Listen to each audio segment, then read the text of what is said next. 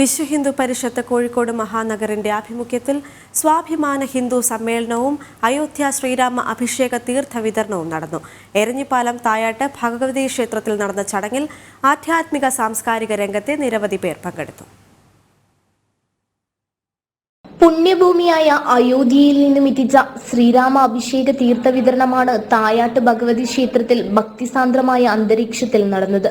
നീണ്ടകാലത്തെ കാത്തിരിപ്പിന്റെ പൂർത്തീകരണം ഹൈന്ദവ വിശ്വാസത്തിന്റെ സബലീകരണമാണെന്ന് അനുഗ്രഹ പ്രഭാഷണം നടത്തിയ ശാരദ അദ്വൈതാശ്രമം മഠാധിപതി സ്വാമി സത്യാനന്ദപുരി പറഞ്ഞു. അയോധ്യയിലെ ശ്രീരാമ പ്രതിഷ്ഠ നടന്നു. നമ്മുടെയൊക്കെ ഒരു ആഗ്രഹ സാഫല്യം എന്ന രീതിയിൽ അതൊരു ശ്രീരാമചന്ദ്ര ഭഗവാന്റെ പ്രതിഷ്ഠ നമ്മുടെ ഭാരതത്തിൻ്റെ തന്നെ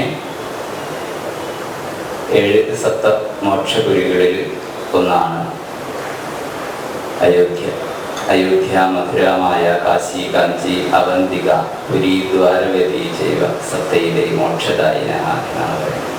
VHP ജില്ലാ സെക്രട്ടറി ഉഷാ പ്രകാശ് അധ്യക്ഷത വഹിച്ച ചടങ്ങിൽ ബജ്രംഗദൾ ക്ഷേത്രീയ സംയോജക് ജിജേഷ് പട്ടേരി മുഖ്യപ്രഭാഷണം നടത്തി. ആ അയോധ്യയിൽ ഭഗവാൻ ശ്രീരാമചന്ദ്രൻ വന്നു പിറന്നു എന്നതേയുള്ളൂ. ഭാരതീയ സംസ്കാരത്തിന്റെ പ്രഭവ കേന്ദ്രം എന്നുള്ളത് അയോധ്യയായിരുന്നു.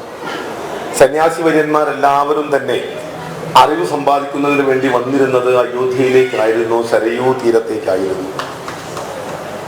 ചർച്ചകൾ നടന്നിരുന്നത്, വാദപ്രതിവാദങ്ങൾ നടന്നിരുന്നത് അയോധ്യയിലായിരുന്നു. വേദം പഠിക്കുവാൻ, ഹിന്ദു സംസ്കാരത്തെ കുറിച്ച് പഠിക്കുവാൻ മഹത്തുക്കളും സന്യാസി വൈദ്യന്മാരും ദിവ്യന്മാരും എല്ലാവരും ഒത്തുചേർന്നിരുന്ന പുണ്യ നഗരിയായിരുന്നു അയോധ്യ. ചടങ്ങിൽ പ്രാണപ്രതിഷ്ഠയോടനുബന്ധിച്ച് അയോധ്യയിൽ 3 മാസം സേവനമനുഷ്ഠിച്ച ജിജേഷ് പട്ടേരിയെ ആദരിച്ചു. ജനം, കോഴിക്കോട്.